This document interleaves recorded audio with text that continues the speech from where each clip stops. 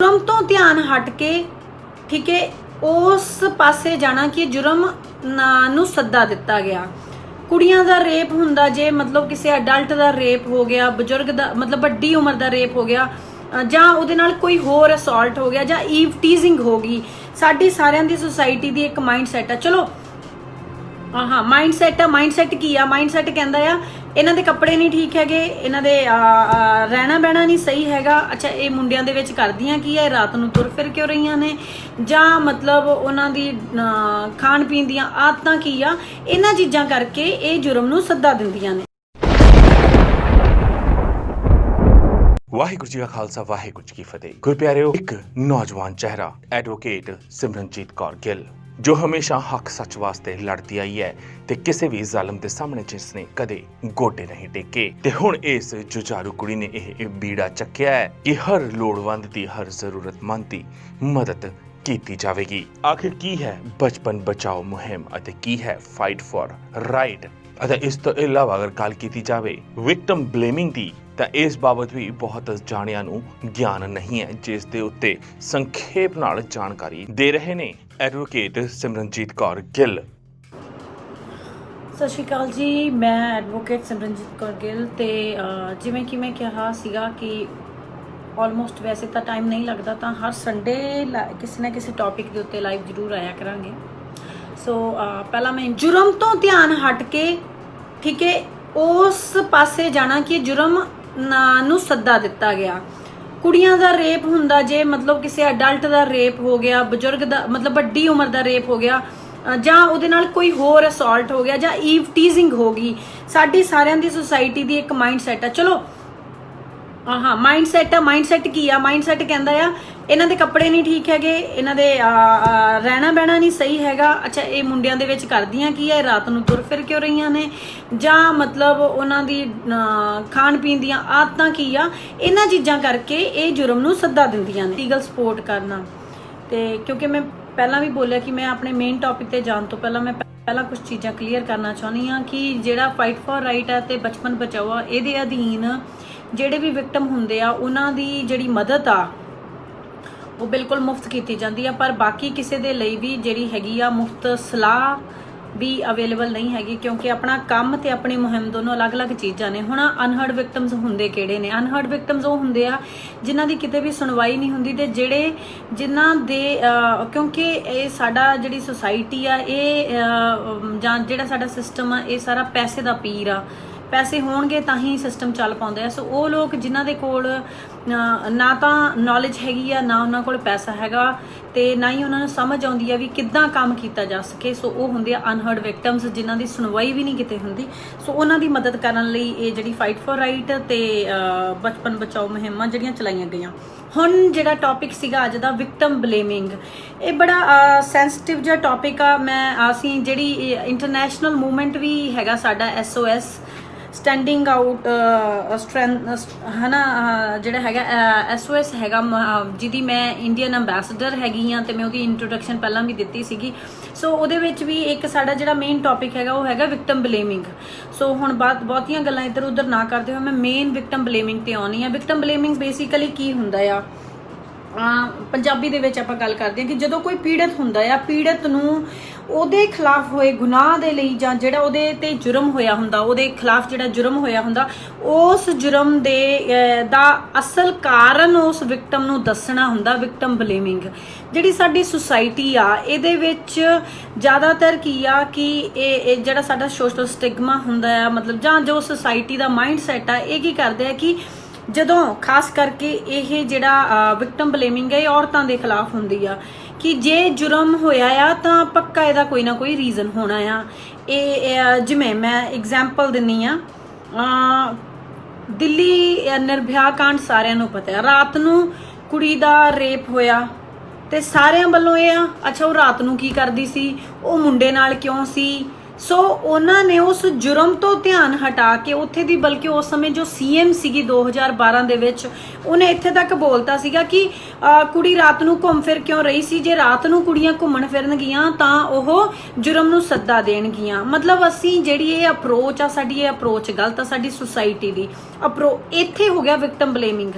ਜੁਰਮ ਤੋਂ ਧਿਆਨ ਹਟ ਕੇ ठीक है, उस पासे जाना कि जुर्म ਨੂੰ ਸੱਦਾ ਦਿੱਤਾ ਗਿਆ। ਕੁੜੀਆਂ ਦਾ ਰੇਪ ਹੁੰਦਾ ਜੇ ਮਤਲਬ ਕਿਸੇ ਅਡਲਟ ਦਾ ਰੇਪ ਹੋ ਗਿਆ, ਬਜ਼ੁਰਗ ਦਾ ਮਤਲਬ ਵੱਡੀ ਉਮਰ ਦਾ ਰੇਪ ਹੋ ਗਿਆ, ਜਾਂ ਉਹਦੇ ਨਾਲ ਕੋਈ ਹੋਰ ਅਸੌਲਟ ਹੋ ਗਿਆ, ਜਾਂ ਈਵ ਟੀਜ਼ਿੰਗ ਹੋ ਗਈ। ਸਾਡੀ ਸਾਰਿਆਂ ਦੀ ਸੁਸਾਇਟੀ ਦੀ ਇੱਕ ਮਾਈਂਡ ਸੈਟ ਆ। ਚਲੋ ਹਾਂ ਮਾਈਂਡ ਸੈਟ ਕੀ ਆ? ਮਾਈਂਡ ਸੈਟ ਕਹਿੰਦਾ ਆ ਇਹਨਾਂ ਦੇ ਕੱਪੜੇ ਨਹੀਂ ਠੀਕ ਹੈਗੇ, ਇਹਨਾਂ ਦੇ ਰਹਿਣਾ ਬਹਿਣਾ ਨਹੀਂ ਸਹੀ ਹੈਗਾ। ਅੱਛਾ, ਇਹ ਮੁੰਡਿਆਂ ਦੇ ਵਿੱਚ ਕਰਦੀਆਂ ਕੀ ਹੈ? ਰਾਤ ਨੂੰ ਤੁਰ ਫਿਰ ਕਿਉਂ ਰਹੀਆਂ ਨੇ? ਜਾਂ ਮਤਲਬ ਉਹਨਾਂ ਦੀ ਖਾਣ ਪੀਣ ਦੀਆਂ ਆਦਤਾਂ ਕੀ ਆ? ਇਹਨਾਂ ਚੀਜ਼ਾਂ ਕਰਕੇ ਇਹ ਜੁਰਮ ਨੂੰ ਸੱਦਾ ਦਿੰਦੀਆਂ ਨੇ। ਸੋ ਇਹ ਹੁੰਦੀ ਆ ਵਿਕਟਮ ਬਲੇਮਿੰਗ। ਅਸੀਂ ਚਲੋ ਮੈਂ ਵੀ ਇਸ ਚੀਜ਼ ਨੂੰ ਮੰਨਦੀ ਹਾਂ ਕਿ ਹਨਾ, ਖਾਈਏ ਮਨ ਭਾਉਂਦਾ, ਪਹਿਨੀਏ ਜੱਗ ਭਾਉਂਦਾ, ਕਿਉਂਕਿ ਸੁਸਾਇਟੀ ਆ। ਪਰ ਇਹਦੇ ਹੁਣ ਮੈਂ ਉੱਥੇ ਨਾਲ ਹੀ ਤੁਹਾਡੇ ਇੱਕ ਐਗਜ਼ਾਮਪਲ ਦਊਂਗੀ ਜਿਹਨੂੰ ਮੈਂ ਹਮੇਸ਼ਾ ਬੋਲਦੀ ਹੁੰਦੀ ਹਾਂ ਕਿ ਇੱਕ ਫੋਰਨ ਕੰਟਰੀ ਆ, ਵੈਸਟਰਨ ਕੰਟਰੀ ਦੇਖ ਲਓ। ਵੈਸਟਰਨ ਕੰਟਰੀ ਦੀਆਂ ਬੀਚਿਸ ਦੇ ਉੱਤੇ ਵੀ ਚਲੋ ਸਾਡਾ ਕਲਚਰ ਉਹ ਨਹੀਂ ਅਲਾਉ ਕਰਦਾ, ਮੈਂ ਇਹ ਨਹੀਂ ਕਹਿ ਰਹੀ ਕਿ ਉਵੇਂ ਹੋਣਾ ਚਾਹੀਦਾ, ਨਹੀਂ ਹੋਣਾ ਚਾਹੀਦਾ, ਪਰ ਜਿਹੜਾ ਸਾਡਾ ਜੋ ਮਤਲਬ ਆਪਾਂ ਕਹਿ ਦਈਏ ਕਿ ਉੱਥੇ ਆ, ਉੱਥੇ ਕੁੜੀਆਂ ਬੀਚਿਸ ਦੇ ਉੱਤੇ ਬਿਕਨੀ ਪਾ ਕੇ ਵੀ ਤੁਰੀਆਂ ਫਿਰਨਗੀਆਂ ਨਾ, ਕੋਈ ਉਹਨਾਂ ਵੱਲ ਗੰਦੀ ਨਜ਼ਰ ਨਾਲ ਨਹੀਂ ਦੇਖੇਗਾ। ਪਰ ਸਾਡੇ ਜਿਹੜੇ ਇੱਥੇ ਮਾਈਂਡ ਸੈਟ ਆ ਨਾ, ਉਹ ਇੰਨਾ ਕੁ ਬੁਰਾ ਆ ਕਿ ਕੁੜੀ ਦੇ ਜੀਨ ਵੀ ਪਾਈ ਹੋਊਗੀ ਨਾ, ਉਹਦਾ ਵੀ ਅੱਖਾਂ ਦੇ ਨਾਲ ਸਕੈਨਿੰਗ ਕਰਦੇ ਅੱਖਾਂ ਨਾਲ ਰੇਪ ਕਰ ਦਿੱਤਾ ਜਾਂਦਾ ਆ। ਸੋ ਵਿਕਟਮ ਬਲੇਮਿੰਗ ਦੀ ਜਗ੍ਹਾ ਦੇ ਉੱਤੇ ਜੋ ਹੋਣਾ ਚਾਹੀਦਾ ਆ, ਸ਼ਾਇਦ ਹੌਲੀ ਹੌਲੀ ਅਵੇਅਰਨੈਸ ਆਵੇ, ਹੌਲੀ ਹੌਲੀ ਸਾਡੇ ਲੋਕਾਂ ਦਾ ਮਾਈਂਡ ਸੈਟ ਚੇਂਜ ਹੋਵੇ। ਤੁਸੀਂ ਕੁੜੀਆਂ ਨੂੰ ਮਤਲਬ ਬੋਲਦੇ ਹੋ ਕਿ ਰਾਤ ਨੂੰ ਬਾਹਰ ਕਿਉਂ ਗਈਆਂ, ਰਾਤ ਨੂੰ ਫਿਲਮ ਦੇਖਣ ਕਿਉਂ ਗਈਆਂ, ਜਾਂ ਕੁਝ ਵੀ ਆ। ਜੇ ਮੁੰਡਿਆਂ ਦੀ ਪਰਸਨਲ ਲਿਬਰਟੀ ਆ ਤਾਂ ਪਰਸਨਲ ਲਿਬਰਟੀ ਕੁੜੀਆਂ ਦੀ ਵੀ ਹੈਗੀ ਆ। ਠੀਕ, ਵੈਲਿਊਜ਼ ਆ ਸਾਡੀ ਸੁਸਾਇਟੀ ਦੀਆਂ, ਉਹ ਸਾਰੀਆਂ ਚੀਜ਼ਾਂ ਮੰਨਦੇ ਆ। ਪਰ ਗੱਲ ਜੇ ਜਿੱਥੇ ਇਕੁਅਲ ਰਾਈਟਸ ਦੀ ਆਉਂਦੀ ਆ ਤਾਂ ਉੱਥੇ ਤੁਸੀਂ ਜੁਰਮ ਹੋਇਆ ਤੇ ਜੁਰਮ ਨੂੰ ਇਹ ਗੱਲ ਬੋਲ ਕੇ ਕਿ ਉਹਨਾਂ ਦੀ ਗਲਤੀ ਹੋਣੀ ਆ ਤੇ ਉਸ ਜੁਰਮ ਦੇ ਉੱਤੇ ਪਰਦਾ ਪਾਉਣਾ ਜਾਂ ਉਸ ਚੀਜ਼ ਨੂੰ ਪੈਸੀਫਾਈ ਕਰਨਾ ਗਲਤ ਆ। ਰੈਦਰ ਦੈਨ ਤੁਹਾਨੂੰ ਇਹ ਕਰਨਾ ਚਾਹੀਦਾ ਕਿ ਜੇ ਆਪਾਂ ਗੱਲ ਕਰੀਏ ਸਾਡੇ ਬॉयਜ਼ ਨੇ ਜਿਹੜੇ, ਅਸੀਂ ਆਪਣੇ ਮੁੰਡਿਆਂ ਨੂੰ ਇਹ ਪਰਵਰਿਸ਼ ਕਿਉਂ ਨਹੀਂ ਦਿੰਦੇ ਕਿ ਜੇ ਰਾਹ ਤੇ ਸੜਕ ਤੇ ਕੋਈ ਪ੍ਰੋਸਟੀਟਿਊਟ ਵੀ ਖੜੀ ਹੈ ਨਾ, ਪਤਾ ਨਹੀਂ ਕਿਹੜੀ ਮਜਬੂਰੀ ਦੇ ਵਿੱਚ ਉਹ ਇਹ ਜੇ ਰਾਹ ਦੇ ਉੱਤੇ ਤੁਰੀ ਹੋਣੀ ਆ, ਠੀਕ ਆ, ਉਹਨੂੰ ਵੀ, ਕਿਉਂਕਿ ਸਾਡੀ ਜਿਹੜੇ ਧਾਰਮਿਕ ਗ੍ਰੰਥ ਆ ਉਹ ਵੀ ਉਹਨਾਂ ਨੂੰ ਇੱਜ਼ਤ ਦੇਣ ਨੂੰ ਕਹਿੰਦੇ ਆ। ਠੀਕ, ਤੇ ਉਹ ਪਤਾ ਨਹੀਂ ਕਿਹੜੀ ਮਜਬੂਰੀ ਦੇ ਵਿੱਚ ਉੱਥੇ ਖੜੀ ਹੋਣੀ ਆ, ਉਹਨੂੰ ਤੁਸੀਂ ਕੋਈ ਨਹੀਂ ਹੈਗੇ ਵੀ ਉਹਨੂੰ ਜੱਜ ਕਰੋ, ਬਲਕਿ ਸਾਡਾ ਕਿਰਦਾਰ ਇੰਨਾ ਉੱਚਾ ਸੱਚਾ ਹੋਣਾ ਚਾਹੀਦਾ ਕਿ ਸਾਡੀ ਨਜ਼ਰ ਦੇ ਵਿੱਚ ਮਤਲਬ ਪਰਾਈ ਔਰਤ ਮਤਲਬ ਪਰਾਈ ਔਰਤ, ਤੇ ਔਰਤ ਦੀ ਇੱਜ਼ਤ ਆ ਮਤਲਬ ਇਹ ਨਹੀਂਗਾ ਕਿ ਕੋਈ ਸੜਕ ਤੇ ਰਾਤ ਨੂੰ ਖੜੀ ਹੈ ਜਾਂ ਤੁਰੀ ਜਾਂਦੀ ਆ ਉਹਨੂੰ ਅਸੀਂ ਉਹਦਾ ਕਰੈਕਟਰ ਅਸੈਸ, ਮਤਲਬ ਮੈਂ ਸਿਰਫ ਐਗਜ਼ਾਮਪਲ ਦੇ ਕੇ ਵਿਕਟਮ ਬਲੇਮਿੰਗ ਸਮਝਾਉਣ ਦੀ ਕੋਸ਼ਿਸ਼ ਕੀਤੀ ਆ।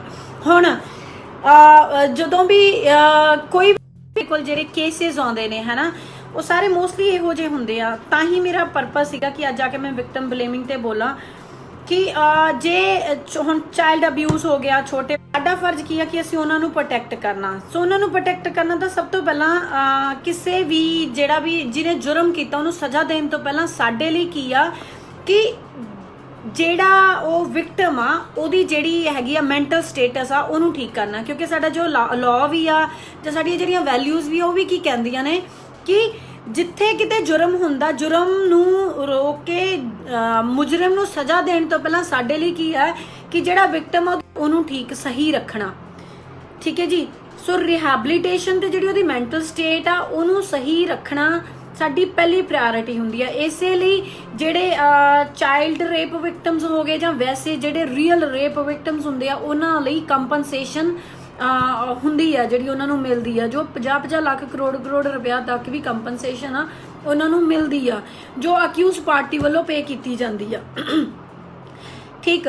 ਸੋ ਉਹ ਵਿਕਟਮ ਬਲੇਮਿੰਗ ਦੇ ਨਾਲ ਕੀ ਹੁੰਦਾ ਆ ਕਿ ਪਹਿਲੀ ਗੱਲ ਹੁੰਦੇ ਆ ਉਹਨਾਂ ਦੇ ਵਿੱਚ ਉਹ ਜਿਹੜੇ ਅਸੌਲਟ ਹੁੰਦੇ ਆ ਉਹ ਨੋਨ ਵੱਲੋਂ ਹੁੰਦੇ ਨੇ, ਜਿਹੜੇ ਜਾਣਕਾਰ ਹੁੰਦੇ ਆ, ਜਿਹੜੇ ਜਾਣ ਪਛਾਣ ਚੋਂ ਲੋਕ ਹੁੰਦੇ ਆ। ਈਵਨ ਚਾਹੇ ਆਪਾਂ ਚਾਈਲਡ ਅਬਿਊਜ਼ ਨੂੰ ਦੇਖ ਲਈਏ, ਚਾਹੇ ਆਪਾਂ ਵੈਸੇ ਜਿਹੜੇ % ਆ ਉਹ ਜਾਣਕਾਰ ਲੋਕ ਹੁੰਦੇ ਆ। ਤਾਂ ਜਾਣਕਾਰ ਲੋਕ ਹੁੰਦੇ ਹੋਏ ਤਾਂ ਕੀ ਗੱਲ ਬੋਲੀ ਜਾਂਦੀ ਆ, ਮਤਲਬ ਮੈਂ ਸਿਰਫ ਇਹ ਜੋ ਕੋਟ ਆ ਉਹ ਹੁੰਦੀ ਆ ਜੇ ਹਸਬੈਂਡ ਵਾਈਫ ਦੇ ਵਿੱਚ ਅਸੌਲਟ ਹੋਇਆ, ਮੰਨ ਲਓ ਹਸਬੈਂਡ ਮੇਰੇ ਕੋਲ ਕਿਉਂਕਿ ਕੇਸ ਆਇਆ ਜਿੱਥੇ ਵਾਈਫ ਦੱਸਦੀ ਹੈ ਕਿ ਉਹਦਾ ਹਸਬੈਂਡ ਉਹਨੂੰ ਉਹਦੀ ਕੰਸੈਂਟ ਤੋਂ ਬਿਨਾਂ ਅਸੌਲਟ ਕਰਦਾ ਆ। ਹੁਣ ਲੋਕ ਕਹਿੰਦੇ ਕਿ ਹਸਬੈਂਡ ਵਾਈਫ ਆ ਫਿਰ ਕੀ ਆ, ਹਸਬੈਂਡ ਦਾ ਹੱਕ ਆ ਫਲਾਨਾ। ਹਸਬੈਂਡ ਦਾ ਕਿਸੇ ਦਾ ਵੀ ਕੋਈ ਵੀ ਹੱਕ ਦੋਨਾਂ ਦੀ ਮਰਜ਼ੀ ਦੇ ਨਾਲ ਆ। ठीक है, मैनू शायद कुछ लेडीज़ भी सुन रहे, मुंडे भी सुन रहे होने आ, मर्जी तो बिना हसबैंड भी अपनी वाइफ नू टच नहीं कर सकता हैगा, क्योंकि मर्जी मर्जी आ, समझे तुसीं। कंसेंट हुंदी आ, नो नो हुंदा आ।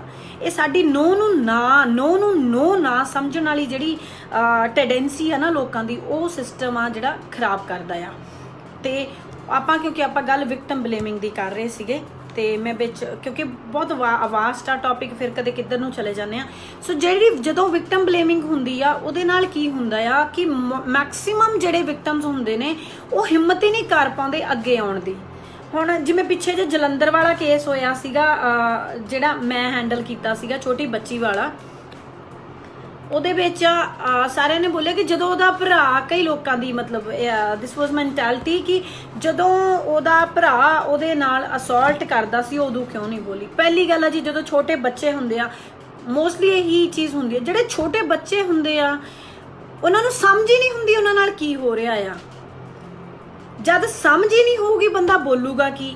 फिर दूजी गल हुंदी है जदों कुड़ियां जां ईवन मुंडे तो बिल्कुल ही नहीं बोल पाउंदे। पहलां आपां कुड़ियां दी गल करदे आ, जदों कुड़ियां नाल इहो जिहा असॉल्ट हुंदा ओह बोल क्यों नहीं पाउंदियां हैगीआं। उन्हां दे रीजनस की हुंदे आ, रीजनस उन्हां दे इह हुंदे आ कि सोशल जिहड़ा स्टिगमा आ, एक तां पहिलां ही ओह जिस ट्रॉमे तो गुजर रहीआं हुंदियां ने, जो ਉਹਦੇ ਨਾਲ ਹੁੰਦਾ ਆ, ਜੋ ਅਸੌਲਟ ਹੋਇਆ ਹੁੰਦਾ, ਉਹਦਾ ਟੈਰਰ ਉਹਦੇ ਦਿਮਾਗ ਨੂੰ ਬਹੁਤ ਜ਼ਿਆਦਾ ਅਪਸੈਟ ਕਰ ਦਿੰਦਾ ਆ, ਠੀਕ ਹੈ ਜੀ। ਤੇ ਫਿਰ ਉਸ ਚੀਜ਼ ਕਰਕੇ ਉਹਦੇ ਅੰਦਰ ਨਾ ਇੱਕ ਕਾਈਂਡ ਆਫ ਗਿਲਟ ਆ ਜਾਂਦੀ ਆ, ਇੱਕ ਕਾਈਂਡ ਆਫ ਆਪਾਂ ਕਹਿ ਲਓ ਕਿ ਆਪਣੇ ਆਪ ਨੂੰ ਗੰਦਾ ਫੀਲ ਹੋਣ ਲੱਗ ਜਾਂਦਾ ਆ, ਉਹ ਆਪਣੇ ਆਪ ਨੂੰ ਕੋਸਣ ਲੱਗ ਜਾਂਦਾ ਆ ਇਨਸਾਨ ਜਿਹੜਾ ਵਿਕਟਮ ਹੁੰਦਾ ਆ। ਸੋ ਇਹ ਚੀਜ਼ਾਂ ਹੁੰਦੀਆਂ ਨੇ।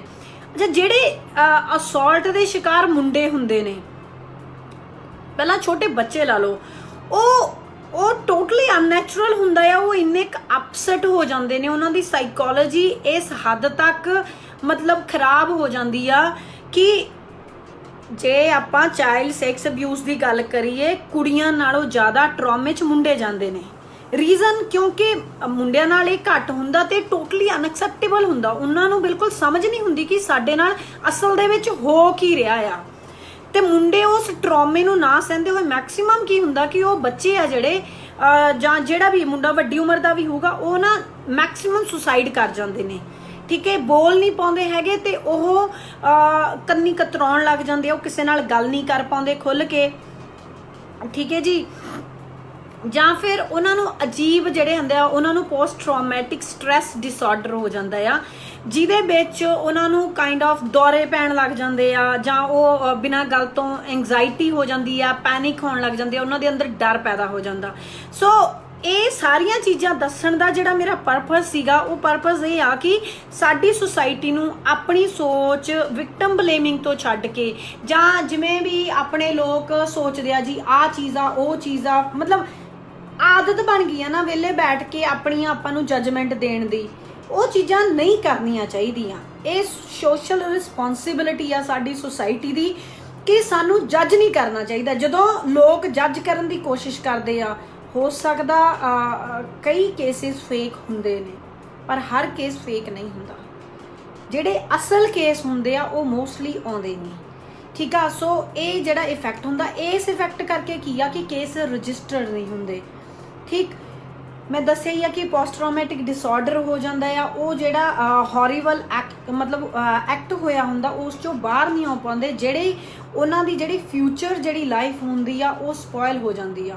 ਹੁਣ ਜਦੋਂ ਕੁੜੀ ਦੇ ਨਾਲ ਜੇ ਕੋਈ ਇਹੋ ਜਿਹਾ ਕੁਛ ਹੁੰਦਾ, ਛੋਟੀ ਆ ਜਾਂ ਵੱਡੀ ਆ, ਉਹਨੂੰ ਕਹਿ ਦਿੱਤਾ ਜਾਂਦਾ ਤੇਰਾ ਵਿਆਹ ਨਹੀਂ। ਹੁਣ ਮੇਰੇ ਕੋਲ ਨਾ ਜਦੋਂ ਮਾਨਸੇ ਦਾ ਕੇਸ ਸੀਗਾ, ਤਾਂ ਉਹਦੀ ਬੱਚੀ ਦੀ ਮਦਰ ਤੇ 3.5 ਸਾਲ ਦੀ ਬੱਚੀ ਸੀਗੀ। ਉਹਦੀ ਮਦਰ ਨੂੰ ਉਹਦੇ ਗਵਾਂਢੀ ਕਹਿੰਦੇ ਤੁਸੀਂ ਨਾ ਇਸ ਮਸਲੇ ਨੂੰ ਇੱਥੇ ਖਤਮ ਕਰ ਦਿਓ, ਜੇ ਤੁਸੀਂ ਇਸ ਮਸਲੇ ਨੂੰ ਕੇਸ ਕੋਰਟਾਂ ਕਚਹਿਰੀਆਂ ਤੱਕ ਲੈ ਕੇ ਜਾਓਗੇ, ਕੱਲ ਨੂੰ ਬੱਚੀ ਵੱਡੀ ਹੋਊਗੀ, ਉਹਦਾ ਵਿਆਹ ਨਹੀਂ ਹੋਣਾ। ਬੱਚੀ 3.5 ਸਾਲ ਦੀ ਆ, ਵਿਆਹ ਦੀ ਫਿਕਰ ਪੈ ਗਈ। ਇਹੀ ਚੀਜ਼ ਹੋਈ ਜਲੰਧਰ ਵਾਲੇ ਕੇਸ ਦੇ ਵਿੱਚ, ਇਹੀ ਚੀਜ਼ ਵਾਂ ਵਾਲੇ ਕੇਸ ਦੇ ਵਿੱਚ ਹੋਈ। ਜਿਹੜਾ ਮੈਂ ਦੱਸਿਆ ਸੀ ਪਿੰਡ ਵਾਂ ਵਾਲਾ, ਉਹਦੀ ਵੀ ਆਲਮੋਸਟ ਇਨਵੈਸਟੀਗੇਸ਼ਨ ਫਿਨਿਸ਼ ਹੋਣ ਵਾਲੀ, ਉੱਥੇ ਵੀ ਹੁਣ FIR ਰਜਿਸਟਰ ਹੋ ਜੂਗੀ, ਠੀਕ। ਸੋ ਉੱਥੇ ਵੀ ਇਹੋ ਚੀਜ਼ ਹੋਈ ਕਿ ਜਦੋਂ ਕਿਤੇ ਕੁੜੀ ਵਾਲਾ ਕੇਸ ਹੁੰਦਾ, ਕਹਿਣਗੇ ਜੀ ਕੁੜੀ ਦਾ ਵਿਆਹ ਨਹੀਂ ਹੋਊਗਾ, ਕੁੜੀ ਨੂੰ ਸੁਸਾਇਟੀ ਗਲਤ ਨਜ਼ਰ ਨਾਲ ਦੇਖਣ ਲੱਗ ਜਾਂਦੀ ਆ, ਠੀਕ ਆ। Victim is a victim.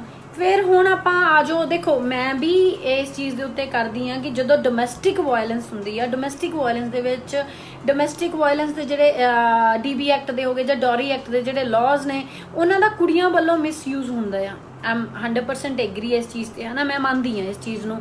But ਜਿੱਥੇ ਇਸ ਚੀਜ਼ ਦਾ ਨਹੀਂ ਹੁੰਦਾ ਉੱਥੇ ਵੀ ਕੁੜੀਆਂ ਨੂੰ ਬਿਨਾਂ ਗੱਲ ਤੋਂ ਗੁਨਾਹਗਾਰ ਇਹ ਬੋਲ ਦਿੱਤਾ ਜਾਂਦਾ। ਮੰਨ ਲਓ ਜਸਟ ਸਪੋਜ਼, ਹੈ ਨਾ, ਇੱਕ ਕੁੜੀ ਦਾ ਇੱਕ ਜਗ੍ਹਾ ਤੇ ਵਿਆਹ ਹੋਇਆ, ਬੰਦਾ ਗਲਤ ਮਿਲ ਗਿਆ। ਦੂਜੀ ਜਗ੍ਹਾ ਤੇ ਵਿਆਹ ਹੋਇਆ, ਯਾਰ ਕਿਸਮਤ ਨਾਲ ਉਹ ਬੰਦਾ ਵੀ ਗਲਤ ਮਿਲ ਗਿਆ। ਫਿਰ ਤੀਜੀ ਜਗ੍ਹਾ ਤੇ ਘਰਦਿਆਂ ਨੇ ਕੋਸ਼ਿਸ਼ ਕੀਤੀ, ਪਹਿਲਾਂ ਤਾਂ ਉਹ ਆਪ ਹੀ, ਮੇਰੇ ਕੋਲ ਇੱਕ ਇਦਾਂ ਦਾ ਕੇਸ ਵੀ ਹੈਗਾ, ਹੈ ਨਾ, ਉਹ ਕੁੜੀ ਸੱਚੀ ਮੁੱਚੀ, ਮਤਲਬ ਮੈਂ ਵੈਰੀਫਾਈ ਕੀਤਾ, ਪਹਿਲਾਂ ਮੈਂ ਵੀ ਸ਼ੱਕ ਨਾਲ ਦੇਖਿਆ, ਵੈਰੀਫਾਈ ਕੀਤਾ, ਕੁੜੀ ਬਿਲਕੁਲ ਸਹੀ ਆ, ਠੀਕ ਆ। ਉਹ ਦੂਜੀ ਜਗ੍ਹਾ ਦੇ ਉੱਤੇ ਵਿਆਹੀ ਗਈ, ਫਿਰ ਉਹ ਕੰਪਰੋਮਾਈਜ਼ ਕਰਨ ਲੱਗ ਗਈ ਕਿ ਨਹੀਂ ਮੇਰਾ ਦੂਜੀ ਵਾਰ ਵਿਆਹ ਹੋਇਆ, ਮੈਂ ਮਤਲਬ ਨਹੀਂ ਆ। ਪਰ ਉਹ ਮੁੰਡੇ ਨੇ ਉਸ ਚੀਜ਼ ਦਾ ਨਜਾਇਜ਼ ਫਾਇਦਾ ਚੱਕ ਕੇ ਉਹ ਬਾਹਰ ਚਲਿਆ ਗਿਆ ਉਹਦੇ ਬੇਸਿਸ ਤੇ। ਸੋ ਇਹੋ ਜਿਹੀਆਂ ਜਿਹੜੀਆਂ ਗੱਲਾਂ ਨੇ, ਇਹ ਚੀਜ਼ਾਂ ਵੀ ਹੁੰਦੀਆਂ ਨੇ। ਤੇ ਉਹਦੇ ਵਿੱਚ ਵੀ ਸੁਸਾਇਟੀ ਪਤਾ ਕੀ ਕਹਿੰਦੀ ਆ, ਇਹਦਾ ਰਿਸ਼ਤਾ ਟੁੱਟਿਆ ਆ, ਇਹਦਾ ਡਾਈਵੋਰਸ ਹੋ ਗਿਆ, ਕੁੜੀ ਦੀ ਗਲਤੀ ਹੋਣੀ ਆ, ਮੁੰਡੇ ਦਾ ਕਸੂਰ ਕਦੇ ਨਹੀਂ ਕੱਢਦੇ ਹੈਗੇ, ਠੀਕ ਆ। ਮੈਨੂੰ ਹੀ ਨਹੀਂ ਸਮਝ ਆਉਂਦੀ ਸਾਡੀ ਜਿਹੜੀ ਸੁਸਾਇਟੀ ਆ ਇਹਨੂੰ ਇਹ ਹੱਕ ਕਿਹਨੇ ਦਿੱਤਾ ਹੈਗਾ ਇਹ ਗੱਲਾਂ ਬੋਲਣ ਦਾ। ਸੋ ਮੇਰਾ ਇੱਥੇ ਲਾਈਵ ਆ ਕੇ ਬੋਲਣ ਦਾ ਵੀ ਬੇਸਿਕ ਪਰਪਸ ਇਹੀ ਆ ਕਿ ਸ਼ਾਇਦ ਸਾਰਿਆਂ ਦੇ ਨਹੀਂ, ਕਿਸੇ ਨਾ ਕਿਸੇ ਦੇ ਦਿਮਾਗ ਦੇ ਉੱਤੇ ਤਾਂ ਇਹ ਗੱਲ ਜਾਏਗੀ ਕਿ ਇਹ ਜਿਹੜੀ ਵਿਕਟਮ ਬਲੇਮਿੰਗ ਹੈ, ਸਾਨੂੰ ਬੰਦ ਕਰਨੀ ਚਾਹੀਦੀ ਹੈ। ਤੁਸੀਂ ਤਾਂ ਆਪਣੇ ਇੱਕ ਬਿਆਨਬਾਜ਼ੀ ਕਰਤੀ, ਤੁਹਾਡੀ ਬਿਆਨਬਾਜ਼ੀ ਦਾ ਅਸਰ ਕਿਸ ਹੱਦ ਤੱਕ ਜਾਣਾ ਆ ਕਿਸੇ ਦੇ ਉੱਤੇ, ਇਹ ਸੋਚਣ ਵਾਲੀ ਗੱਲ ਹੁੰਦੀ ਆ। ਜਦੋਂ ਵਿਕਟਮ ਬਲੇਮਿੰਗ ਕਰਦੇ ਹੋ, ਮੈਂ ਪਹਿਲਾਂ ਹੀ ਦੱਸਿਆ ਕਿ ਉਸ ਚੀਜ਼ ਦਾ ਇਫੈਕਟ ਕੀ ਹੁੰਦਾ ਆ, ਠੀਕ ਆ। ਉਸ ਇਫੈਕਟ ਦੇ ਕਰਕੇ ਉਹ ਮੈਂਟਲ ਟਰਾਮੇ 'ਚ ਚਲੇ ਜਾਂਦੇ ਆ, ਠੀਕ ਆ। ਸੋਸ਼ਲ ਸ਼ੇਮ ਉਹਨਾਂ ਨੂੰ ਫੀਲ ਹੋਣ, ਇੱਕ ਕਾਈਂਡ ਆਫ ਗਿਲਟ ਦੇ ਵਿੱਚ ਆ ਜਾਂਦੇ ਨੇ। ਉਹ ਗਿਲਟ ਨੂੰ ਕੌਣ ਦੂਰ ਕਰੂਗਾ? ਮੈਂ ਇਹੋ ਜਿਹੇ ਮਤਲਬ ਕੁੜੀਆਂ ਨੂੰ ਜਾਣਦੀ ਹਾਂ ਜਿਹੜੀਆਂ ਜੇ ਮਿਊਚੁਅਲ ਰਿਲੇਸ਼ਨਸ਼ਿਪ ਦੇ ਵਿੱਚ ਵੀ ਗਈਆਂ, ਉਹ ਆਪਣੇ ਆਪ ਨੂੰ ਟੋਟਲੀ ਅਪਸੈਟ ਫੀਲ ਕਰਨ ਲੱਗ ਜਾਂਦੀਆਂ ਨੇ, ਠੀਕ ਆ। ਜਿਹੜੀਆਂ ਕੁੜੀਆਂ ਨਾਲ ਇਹੋ ਜਿਹਾ ਕੁਛ ਹੋਇਆ, ਉਹਨਾਂ ਦੀ ਐਂਗਜ਼ਾਇਟੀ ਇਸ ਲੈਵਲ ਤੱਕ ਦੀ ਹੁੰਦੀ ਹੈ ਕਿ ਉਹ ਸਾਰਾ ਦਿਨ ਵਾਸ਼ਰੂਮ 'ਚ ਵੜ ਕੇ ਆਪਣੇ ਆਪ ਨੂੰ ਧੋਂਦੇ ਰਹਿਣਗੇ। ਕਿਸੇ ਨੇ ਬਾਂਹ ਟੱਚ ਕੀਤੀ, ਗਲਤ ਤਰੀਕੇ ਨਾਲ ਟੱਚ ਕੀਤਾ, ਆਪਦੀ ਬਾਂਹ ਨੂੰ, ਆਪਣੇ ਮਤਲਬ ਸਰੀਰ ਨੂੰ ਧੋਈ ਜਾਣਗੇ ਕਿ ਮੇਰਾ ਸਰੀਰ ਗੰਦਾ ਹੋ ਗਿਆ because that person touched me without my permission, ਠੀਕ। ਸੋ ਇਹ ਚੀਜ਼ਾਂ ਨਾ ਅੰਡਰਸਟੈਂਡ ਕਰਨ ਦੀ ਲੋੜ ਆ ਸਾਨੂੰ। ਜੇ ਅਸੀਂ ਆਪਣੀ ਸੁਸਾਇਟੀ ਨੂੰ ਸਹੀ ਬਣਾਉਣਾ ਆ ਤਾਂ ਸਾਨੂੰ ਹਰੇਕ ਦੀ ਮੈਂਟਲ ਸਟੇਟਸ ਨੂੰ ਸਮਝਣਾ ਪਊਗਾ, ਤੇ ਜਿਹੜਾ ਜੁਰਮ ਆ, ਜੁਰਮ ਨੂੰ ਜੁਰਮ ਹੋ ਕੇ ਦੇਖਣਾ ਪਊਗਾ। ਸਾਨੂੰ ਆਪਣੀਆਂ ਜੱਜਮੈਂਟ ਦੇਣੀਆਂ ਬੰਦ ਕਰਨੀਆਂ ਪੈਣਗੀਆਂ। ਜਦੋਂ ਸਾਡੇ ਲੋਕ ਜੱਜਮੈਂਟ ਦਿੰਦੇ ਨੇ, ਉਹਦੇ ਕਰਕੇ ਤੁਸੀਂ ਤਾਂ ਆਪਣੇ ਲੋਕਾਂ ਨੇ ਕੀ ਆ, ਜੇ ਆਪਾਂ ਜਸਟ ਫੋਰ ਐਗਜ਼ਾਮਪਲ, ਹੈ ਨਾ, ਕਿ ਆਪਾਂ ਇੱਕ ਫੇਸਬੁੱਕ ਦੇ ਉੱਤੇ ਲਾਈਵ ਪਾਇਆ ਜਾਂ ਤੇ ਆ ਕੇ ਬੋਲਤਾ ਤੇ ਕਮੈਂਟ ਹੀ ਦਿੱਤਾ ਆ, ਉਹ ਤੁਹਾਡੀ ਇੱਕ ਕਮੈਂਟ ਦਾ ਕੀ ਪਤਾ ਕਿਸੇ ਤੇ ਇੰਨਾ ਮਾੜਾ ਅਸਰ ਹੋ ਜਾਣਾ ਕਿ ਉਹ ਜਿਹੜੀ ਵੀ ਲੇਡੀ ਆ ਜਾਂ ਉਹ ਬੰਦਾ ਆ, ਉਹ ਸੁਸਾਈਡ ਕਰਨ ਤੱਕ ਚਲਿਆ ਜਾਵੇ, ਕਿਸੇ ਦੀ ਜ਼ਿੰਦਗੀ ਤਬਾਹ ਹੋ ਜਾਏ। ਪਰ ਇਹੀ ਆ ਕਿ ਜੇ ਤੁਸੀਂ ਉਸ ਨੂੰ ਪੋਜ਼ਿਟਿਵ ਵੇ ਨਾਲ ਲਓਗੇ ਤਾਂ ਕਿਸੇ ਦੀ ਜ਼ਿੰਦਗੀ ਬਚ ਸਕਦੀ ਆ। ਸੋ ਮੇਰਾ ਲਾਈਵ ਆਉਣ ਦਾ ਵਿਕਟਮ ਬਲੇਮਿੰਗ ਦੇ ਉੱਤੇ ਪਰਪਸ ਇਹੀ ਸੀਗਾ ਕਿ ਵਿਕਟਮ ਬਲੇਮਿੰਗ ਬੰਦ ਕਰਨੀ ਚਾਹੀਦੀ ਆ, ਚੀਜ਼ਾਂ ਨੂੰ ਸਮਝਣਾ ਚਾਹੀਦਾ ਆ ਤਾਂ ਕਿ ਜੋ ਇਹ ਸਿਚੁਏਸ਼ਨ ਉਹਨਾਂ ਨੂੰ ਸਹੀ ਤਰੀਕੇ ਨਾਲ ਹੈਂਡਲ ਕੀਤਾ ਜਾਵੇ। ਅੱਜ ਉਹ ਟਾਈਮ ਨਹੀਂ ਹੈਗਾ ਕਿ ਅਸੀਂ ਸਾਈਕੋਲੋਜੀ ਆ ਜਿਹੜੀ ਉਹਨੂੰ ਇਗਨੋਰ ਕਰ ਦਈਏ। ਸਾਨੂੰ ਸਾਰਿਆਂ ਨੂੰ ਸਾਈਕੋਲੋਜੀ ਅੰਡਰਸਟੈਂਡ ਕਰਨੀ ਪਊਗੀ। ਮੈਨੂੰ ਪਤਾ ਬਹੁਤੇ ਲੋਕਾਂ ਤੇ ਇਸ ਗੱਲ ਦਾ ਅਸਰ ਨਹੀਂ ਹੋਊਗਾ, ਪਰ ਮੇਰਾ ਮਕਸਦ ਹੈ ਕਿ ਮੇਰੇ ਕੋਲ ਅਗਰ ਸੋਸ਼ਲ ਮੀਡੀਆ ਦੇ ਉੱਤੇ ਇੱਕ ਸਟਰੋਂਗ ਆਡੀਅנס ਹੈਗੀ ਆ ਤਾਂ ਮੈਂ ਹਮੇਸ਼ਾ ਇਹ ਟੌਪਿਕ ਦੇ ਉੱਤੇ ਗੱਲ ਕਰਦੀ ਰਵਾਂ ਤਾਂ ਕਿ ਇੱਕ ਤੇ ਨਹੀਂ, ਦੋ ਤੇ ਨਹੀਂ, ਕਿਸੇ ਦੇ ਉੱਤੇ ਤਾਂ ਅਸਰ ਹੋਊਗਾ। ਦੂਜੀ ਗੱਲ, ਮੈਂ ਜਿਹੜੇ ਵੀ ਵਿਕਟਮਸ ਹੁੰਦੇ ਆ ਉਹਨਾਂ ਨੂੰ ਇਹ ਗੱਲ ਕਹੂੰਗੀ ਕਿ ਜੇ ਤੁਹਾਨੂੰ ਇਹੋ ਜਿਹੀਆਂ ਚੀਜ਼ਾਂ ਹੁੰਦੀਆਂ ਨੇ, ਤੁਹਾਨੂੰ ਕਿਸੇ ਦੀਆਂ ਵੀ ਗੱਲਾਂ ਨੂੰ ਆਪਣੇ ਮਨ ਦੇ ਉੱਤੇ ਲਾਉਣ ਦੀ ਲੋੜ ਨਹੀਂਗੀ। ਤੁਹਾਡਾ ਜੋ ਧਿਆਨ ਆ ਸਿਰਫ ਤੁਹਾਡੇ ਟਾਰਗੇਟ ਤੇ ਹੋਣਾ ਚਾਹੀਦਾ ਆ। ਤੇ ਇੱਕ ਮਾਪਿਆਂ ਨੂੰ ਕਿ ਜੇ ਬੱਚਾ, ਚਾਹੇ ਉਹ ਕੁੜੀ ਆ ਚਾਹੇ ਮੁੰਡਾ ਜਾਂ ਕੋਈ ਵੀ ਆ, ਜੋ ਵੀ ਵਿਕਟਮ ਬਣਦਾ ਆ, ਜਿਹੜਾ ਵੀ ਵਿਕਟਮ ਬਣਦਾ ਆ, ਉਸ ਪਾਸੇ ਤੁਹਾਨੂੰ ਮਤਲਬ ਉਹਨੂੰ society the point of view side ਤੇ ਰੱਖ ਕੇ ਤੁਹਾਨੂੰ ਉਹਦੀ ਸਾਈਕੋਲੋਜੀ ਨੂੰ ਅੰਡਰਸਟੈਂਡ ਕਰਕੇ ਚੱਲਣਾ ਚਾਹੀਦਾ ਆ। ਦੂਜੀ ਗੱਲ ਹੈਗੀ ਆ ਕਿ ਤੁਹਾਨੂੰ ਉਹਦੀ ਰਿਹੈਬਿਲਿਟੇਸ਼ਨ ਤੇ ਧਿਆਨ ਦੇਣਾ ਪਊਗਾ। ਤੁਹਾਨੂੰ ਇਹ ਦੇਖ ਕੇ ਕਿ ਲੋਕ ਕੀ ਬੋਲਦੇ ਆ, ਸੋਸ਼ਲ ਸਟਿਗਮਾ ਕੀ ਆ, ਦੁਨੀਆ ਕੀ ਬੋਲਣ ਵਾਲੀ ਆ, ਇਹ ਸਾਰੀਆਂ ਚੀਜ਼ਾਂ ਨੂੰ ਸਾਈਡ ਤੇ ਰੱਖ ਕੇ ਤੁਹਾਨੂੰ ਹੌਸਲੇ ਨਾਲ ਇਹ ਕਰਨਾ ਪਊਗਾ ਕਿ ਦੁਨੀਆ ਜੋ ਕਹਿੰਦੀ ਆ ਕਹਿਣ ਦੇ, ਮੈਂ ਕੀ ਕਰਨਾ, ਮੈਨੂੰ ਪਤਾ ਆ, ਮੈਂ ਸਹੀ ਆ ਤਾਂ ਮੈਂ ਸਹੀ ਹੋ ਕੇ ਚੱਲਣਾ ਆ। ਸੋ ਇਹ ਵਿਕਟਮ ਦੇ ਮਨ ਦੇ ਵਿੱਚ ਪਾਉਣਾ ਪਊਗਾ, ਉਹਦੇ ਅੰਦਰ ਉਹ ਜਿਹੜੀ ਫਾਈਟਿੰਗ ਸਪਿਰਿਟ ਆ ਨਾ ਉਹ ਲਿਆਉਣੀ ਪਊਗੀ ਤਾਂ ਕਿ ਉਹਨੂੰ ਲੜਨ ਦੇ ਲਈ ਕਿਸੇ ਦੀ ਲੋੜ ਨਾ ਪਵੇ, ਉਹ ਆਪਣੇ ਆਪ ਆਪਣੇ ਲਈ ਸਟਰੋਂਗ ਹੋ ਕੇ ਲੜਨ ਨੂੰ ਤਿਆਰ ਹੋਵੇ, ਠੀਕ ਹੈ ਜੀ। ਸੋ ਇਹ ਚੀਜ਼ਾਂ ਜਿਹੜੀਆਂ ਹੈਗੀਆਂ ਨੇ ਸਾਡੇ ਲਈ ਬਹੁਤ ਜ਼ਿਆਦਾ ਜ਼ਰੂਰੀ ਨੇ ਸਮਝਣੀਆਂ, ਤੇ ਉਮੀਦ ਆ ਕਿ ਇਹ ਗੱਲਾਂ ਨੂੰ ਜਿਹੜੇ ਵੀ ਸਮਝ ਸਕਦੇ ਆ ਉਹ ਸਮਝਣਗੇ। ਤੇ ਜੋ ਜ਼ਿੰਦਗੀ 'ਚ ਇਹਨੂੰ ਅਪਲਾਈ ਕਰ ਸਕਦੇ ਇਹਨੂੰ ਅਪਲਾਈ ਕਰਨਗੇ ਤੇ ਵਿਕਟਮ ਬਲੇਮਿੰਗ ਨੂੰ ਅਸੀਂ ਬੰਦ ਕਰਕੇ ਇੱਕ ਆਪਣੀ ਜਿਹੜੀ ਸੁਸਾਇਟੀ ਆ ਉਹਨੂੰ ਸਹੀ ਦਿਸ਼ਾ ਵੱਲ ਲੈ ਕੇ ਚੱਲੀਏ। ਅਸੀਂ ਜਿਹੜੇ ਵੈਸਟਰਨ ਕੰਟਰੀਜ਼ ਆ ਉਹਨਾਂ ਦੀਆਂ ਮਾੜੀਆਂ ਚੀਜ਼ਾਂ ਬੜੀ ਜਲਦੀ ਅਡਾਪਟ ਕਰਦੇ ਆ, ਪਰ ਉਹਨਾਂ ਦੀਆਂ ਜਿਹੜੀਆਂ ਚੰਗੀਆਂ ਚੀਜ਼ਾਂ ਜਿਹੜੀ ਉਹ ਸਾਈਕੋਲੋਜੀ ਦੇ ਉੱਤੇ ਧਿਆਨ ਦਿੰਦੇ ਆ ਉਹਦੇ ਤੇ ਅਸੀਂ ਧਿਆਨ ਨਹੀਂ ਦਿੰਦੇ। ਸੋ ਇਹਨਾਂ ਚੀਜ਼ਾਂ ਤੇ ਮਤਲਬ ਧਿਆਨ ਦੇਣ ਦੀ ਲੋੜ ਆ। ਦੂਜੀ ਗੱਲ, ਇੱਕ ਗੱਲ ਹੋਰ ਹੁੰਦੀ ਆ, ਜਿਵੇਂ ਦੋ ਮੁੰਡਾ ਕੁੜੀ ਦਾ ਰਿਲੇਸ਼ਨ ਆ ਜਾਂ ਕੋਈ ਵੀ ਚੀਜ਼ ਆ ਹਨਾ, ਉਹਦੇ 'ਚ ਇੱਕ ਚੀਜ਼ ਇਹ ਵੀ ਮੰਨੀ ਜਾਂਦੀ ਆ ਕਿ ਜੇ ਮਤਲਬ ਇਹ ਵੀ ਉਲਟਾ ਆ ਕਿ ਮੁੰਡਾ ਕੁੜੀ ਦੋ ਜਣੇ, ਮੁੰਡਾ ਸ਼ਰੀਫ ਹੋ ਸਕਦਾ ਆ ਤੇ ਕੁੜੀ ਨੇ ਉਹਦੇ ਤੇ ਇਲਜ਼ਾਮ ਲਾਤਾ। ਕੁੜੀ ਨੇ ਜਦੋਂ ਮੁੰਡੇ ਦੇ ਉੱਤੇ ਇਲਜ਼ਾਮ ਲਾਤਾ ਤਾਂ ਆਪਣੇ ਜਿਹੜੇ ਲੋਕਾਂ ਦੇ ਮਾਈਂਡ ਸੈਟ ਆ ਜੀ ਮੁੰਡਾ ਆ ਤਾਂ ਮੁੰਡਾ ਗਲਤ ਹੀ ਹੋਊਗਾ, ਮੁੰਡੇ ਨੇ ਛੇੜਿਆ ਹੀ ਹੋਣਾ ਕੁੜੀ ਨੂੰ।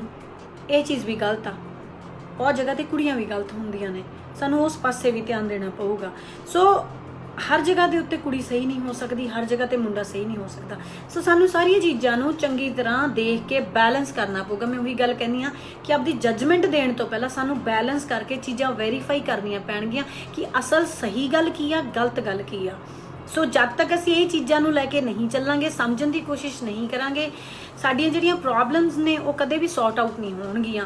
ਤੇ ਜੇ ਅਸੀਂ ਇੱਕ ਬੈਟਰ ਸੁਸਾਇਟੀ ਦੀ ਕੰਸਟਰਕਸ਼ਨ ਕਰਨਾ ਚਾਹੁੰਦੇ ਹਾਂ, ਅਸੀਂ ਆਪਣੇ ਪੰਜਾਬ ਨੂੰ, ਆਪਣੀ ਸੁਸਾਇਟੀ ਨੂੰ ਅੱਗੇ ਵੱਲ ਲੈ ਕੇ ਜਾਣਾ ਚਾਹੁੰਦੇ ਹਾਂ, ਤਾਂ ਫਿਰ ਤੁਹਾਨੂੰ, ਸਾਨੂੰ ਸਭ ਨੂੰ ਇਹ ਗੱਲ ਸੋਚਣੀ ਪਊਗੀ ਕਿ ਸਾਡੀ ਪਹਿਲਾਂ ਜਿਹੜੀ ਸਾਈਕੋਲੋਜੀ ਆ ਉਹ ਬਹੁਤ ਸਟਰੋਂਗ ਹੋਣੀ ਚਾਹੀਦੀ ਆ। ਸਾਨੂੰ ਮਤਲਬ ਇੱਕ ਵਿਕਟਮ ਦੀ ਵੀ, ਸਾਨੂੰ ਇੱਕ ਅਕਿਊਜ਼ ਦੀ ਵੀ ਜਿਹੜੀ ਸਾਈਕੋਲੋਜੀ ਆ ਉਹਨੂੰ ਅੰਡਰਸਟੈਂਡ ਕਰਨਾ ਪਊਗਾ। ਸੋ ਇਹ ਚੀਜ਼ਾਂ ਜ਼ਰੂਰੀ ਡਿਸਕਸ਼ਨ ਸੀਗੀਆਂ ਤਾਂ ਕਰਕੇ ਮੈਂ ਕੀਤੀ ਆ। ਨੈਕਸਟ ਸੰਡੇ ਆਪਾਂ ਕਿਸੇ ਹੋਰ ਟੌਪਿਕ ਦੇ ਉੱਤੇ ਜਿਹੜਾ ਹੈਗਾ ਆ ਆਪਾਂ ਡਿਸਕਸ਼ਨ ਕਰਾਂਗੇ। ਮੇਰੀ ਮੋਸਟਲੀ ਹੈਗਾ ਆ ਕਿ ਮੈਂ ਨੈਕਸਟ ਜਿਹੜਾ ਵੀਕ ਹੈਗਾ ਆ ਉਹਦੇ ਤੇ ਨਾ ਮੈਂ ਚਾਈਲਡ ਮੈਰਿਜ ਦੇ ਉੱਤੇ ਗੱਲ ਕਰਾਂਗੀ, ਚਾਈਲਡ ਮੈਰਿਜ ਦਾ, ਕਿਉਂਕਿ ਚਾਈਲਡ ਮੈਰਿਜ ਦਾ ਹੁਣੀ ਇੱਕ ਕੇਸ ਵੀ ਆਇਆ ਆ। ਸੋ ਉਹਦੇ ਤੇ ਕੰਮ ਕਰਨਾ ਆ। ਤੇ ਬਸ, ਤੇ ਕੁਝ ਲੋਕਾਂ ਦੀ ਇਨਕੁਆਇਰੀ ਸੀਗੀ ਕਿ ਜਲੰਧਰ ਵਾਲੇ ਕੇਸ ਦਾ ਕੀ ਬਣਿਆ ਜੀ। FIR ਰਜਿਸਟਰ ਹੋ ਗਈ ਆ ਪਰ ਮੁੰਡਾ ਹਲੇ ਤੱਕ ਮਲੇਸ਼ੀਆ ਆ। ਮਲੇਸ਼ੀਆ ਦੇ ਕੁਝ ਲੋਕ ਹੈਗੇ ਜਿਨ੍ਹਾਂ ਨੂੰ ਮੈਂ ਭੇਜਿਆ ਸੀਗਾ, ਉਹਦੀ LOC ਹੋ ਗਈ ਆ।